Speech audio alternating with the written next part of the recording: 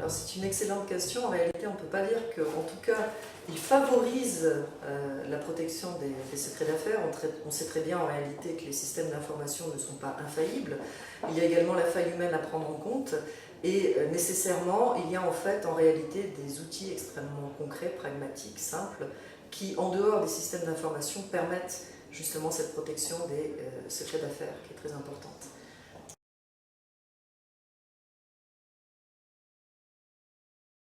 Alors justement, ça pose la question en réalité de la divulgation ou pas du secret d'affaires. Par définition, un secret, on est censé ne pas le divulguer.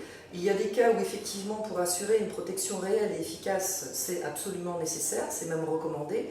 Ça concerne principalement des procédés techniques, mécaniques, technologiques. Il est certain par contre que qui de toute façon seront divulgués à un moment donné, il suffit d'en décomposer la structure pour y avoir accès.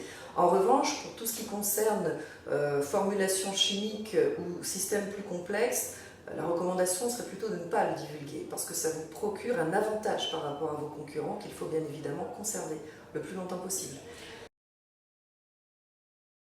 Alors c'est vrai que c'est beaucoup posé la question en fait d'une législation spécifique à la protection des secrets d'affaires. En réalité, ce n'est pas une question qui est nouvelle, c'est une question qui revient régulièrement sur le débat public. Est-ce qu'une loi serait suffisante à cette protection des secrets d'affaires?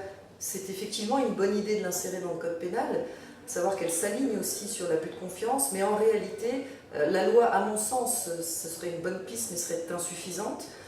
Concrètement, nous, dans les cas qui sont traités en fait, par les tribunaux, on assiste de plus en plus à une responsabilisation du chef d'entreprise par rapport lui-même à cette protection à la fois des systèmes d'information et des secrets d'affaires, et qui est à mon sens une bonne piste.